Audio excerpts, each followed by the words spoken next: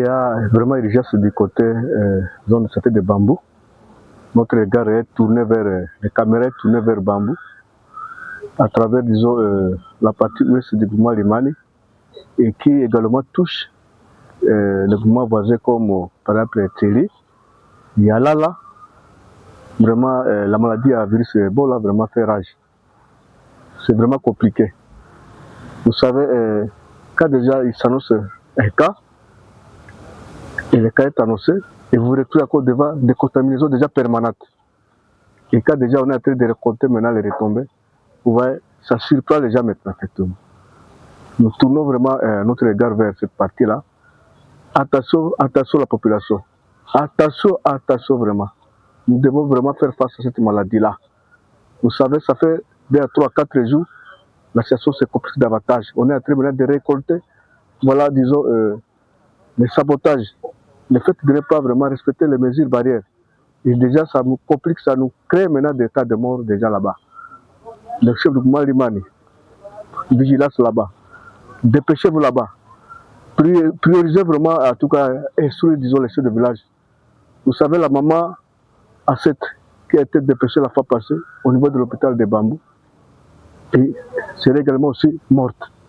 Avec les signes qui sont déjà bien précis, les saignements du sang. Et maintenant, ça a contaminé, disons, cette partie-là. Son mari a été mort pour le même cas et elle vient maintenant à la seconde position. Et on apprend encore même la mort des chefs de village. Ouais, l'autorité tombe. Maintenant, la population reste sous les regards de qui? Ça, c'est déjà un grand problème, effectivement. Donc, nous disons vraiment attention, attention, restons à la vigilance et puis respect strict des mesures barrières. Au moment où nous parlons, toute personne avoir s'engager pour que soit des transports de toutes ces personnes déjà touchées et mortes, vraiment doivent être maintenant sous les surveillances. Les chefs de zone de Bambou, prenez des décisions vraiment, renforcez les mesures là-bas, restez à côté de la population voilà, à travers les récords, à travers même d'autres équipes là vraiment qui doivent faire surveillance permanente là-bas pour que vraiment ces cas soient diminués. Parce que nous voyons déjà que non, il y a la contamination permanente là-bas, effectivement. Donc nous sommes venus uniquement pour vraiment alerter la population par rapport à la mesure barrière. Vigilance nous oblige automatiquement. Les cas ne doivent pas aller au-delà de ça. Ça, c'est déjà un problème déjà. Et rester maintenant vigilant. Les systèmes de lavement, donc, ça doit vraiment être respecté. Et la situation, nous avons aussi la manipulation des corps. Attention, attention. Nous revenons plusieurs fois sur ce cas-là. On ne doit pas manipuler le corps. Un cas de malaise, la personne qui est déjà le cible de cette maladie-là, évitons, parce que ça nous concerne nous tous, vraiment d'être rapprochés de cette personne-là, mais alertons la situation au niveau des services sanitaires. Parce que plus nous nous permettons maintenant à des transports gauche-droite, ben, ça nous envahit automatiquement. Nous sommes en train vraiment de vous prévenir maintenant, dès maintenant. Parce qu'on apprend les cas gauche-droite sur les réseaux sociaux, des alertes, ben, ça tombe très mal dans l'oreille. Bodza, attention, la population de cette partie-là, Nyarada, ça c'est pour toucher Thierry. Longi, parce que c'est pas là que voilà, les cas s'acheminent. Et ça ne peut pas épargner les gens. Hein. C'est ce que moi, Thierry, attention, vous devez suivre la situation de votre population de près. Hein.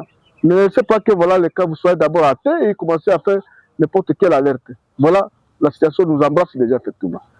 Nous disons vraiment, sûrement Rimani, sûrement Thierry, Yalala, même Ougou. Faites attention, impliquez-vous d'urgence pour que vraiment la vie soit vraiment sauvée à cette population-là et que les médecins, l'équipe de riposte, les récords vraiment soient mobilisés pour qu'ils soient de lutter et arrêter cette hémorragie-là.